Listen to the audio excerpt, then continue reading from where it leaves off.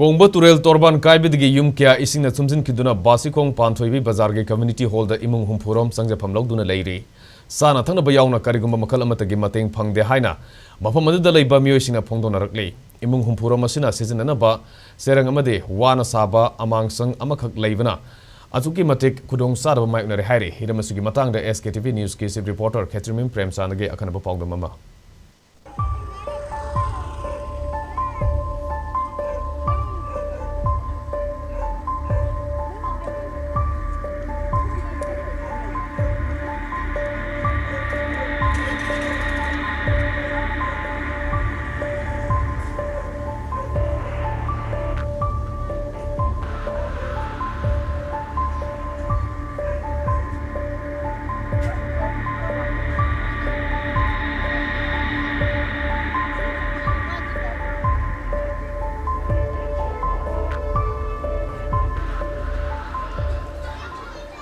So, kay kung tang sige,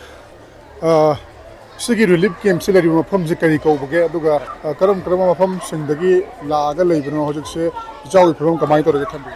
Ising jawi film je hojik yam jabada akoi gi manungi rek manungi hai tare baskong maimum lekai manungi pareng je pathui bejagi manungi je masi yam jabada ising thajing gi sang de yobuni na hojik pokta awabasi akoi gi awabasi asuki matik yam lei mayam di puthor pe yada pot tumjang di pot kangon na pulerama mayam Pulamak puthur pe yada badi lui taw lui le adagi aya mana hojik akoi sida awat pai bo akoi sing sakti lui na hoksing puthur pe ngam hogda mayam sikye masina puthur pe khojok chada bin lui thumjala le gre aduna sing sakti awa problem khar le Ada sulai base sab tak base government ke side tagi or mane na base kare ke feedback pulai ka. hojik pokki di auna han bata sing sakti kai mo khojok chawam phangri han kenugi akoi gi central gi kenone na Mogi kainu kharap akoi toothbrush kumba adigi kanghan kumba adi kai kha pibirami asina tawada ayam khuduk jaba apuk lekti Aduga sila yo kendra se thongju kendra chigdu ne tran. thongju kendra basikong kongbirong en basikong pathui baza Charana mi kya mo sila yo sa. mi dadi masing dadi akoi na sarakota haibungam di imung hompo mumi Da imung hum muk se sabadi mai magi dum thonga sana pra pulap sabra. pulap sate mayama magi silinda putokpa punna torga dai torga zaminari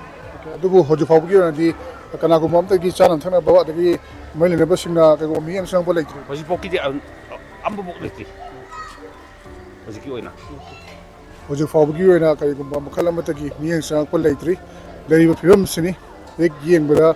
yam kudong charo mo hai batare Yendawna makong werakanda pagi thauri sing faraga phi na khalaga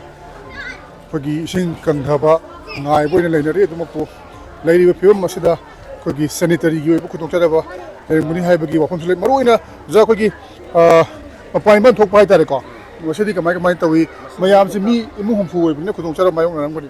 asuki batik mayung nare adudi ahan bada akoina mayam changa akoi pesa khaina yang khaina asida amakhak sai masida kiu da ina dana nupa ngai di atopada haido hamnare adu nupi angang gai de ai mata sida kiu da ina raga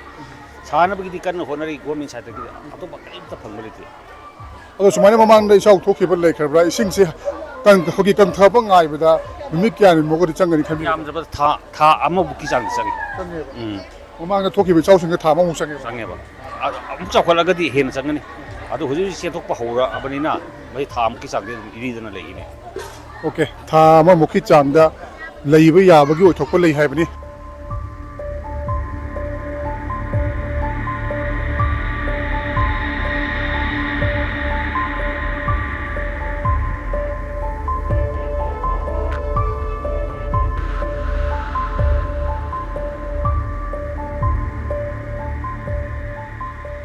Phibam masida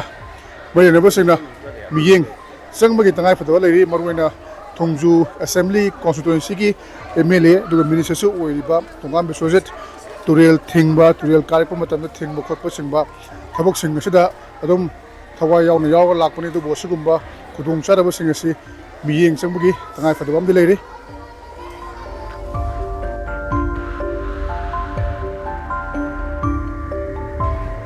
relief camp habatare ichawna maram morakanda hanglebo relief camp asida imung humfu mukti leiri adumako hairiba imung humfu sigi chang thanaba tongan ba ꯅꯣꯡꯃꯒꯤ ꯆꯪꯗꯕ ꯌꯥꯗꯕ ꯄꯣꯠꯂꯝꯁꯤꯡ ꯃꯔꯨꯑꯣꯏꯅ ꯁꯦꯅꯤꯇꯔꯤꯒꯤ ꯑꯣꯏꯕ ꯃꯆꯥꯛꯁꯤꯡ ꯅꯤꯡꯊꯤꯖ ꯂꯩꯇꯕꯅ ꯑꯗꯨꯛꯀꯤ ꯃꯇꯤꯛ ꯑꯋꯥꯕ ꯃꯥꯌꯣꯛꯅꯔꯤ ꯍꯤꯔꯝ ꯑꯁꯤꯗ ꯃꯔꯨꯑꯣꯏꯅꯕꯁꯤꯡꯅ ꯌꯥꯝꯅ ꯊꯨꯅ ꯃꯤꯠꯌꯦꯡ ꯆꯪꯕꯒꯤ ꯇꯉꯥꯏꯐꯗꯕ ꯂꯩꯔꯤ SKTV ꯅ꯭ꯌꯨꯁꯀꯤꯗꯃꯛ ꯕꯥꯁꯤꯈꯣꯡꯗꯒꯤ ꯈꯦꯇ꯭ꯔꯤꯃꯌꯨꯝ ꯄ꯭ꯔꯦꯝꯆꯥꯟ ꯏꯝꯐꯥꯜ ꯏꯁ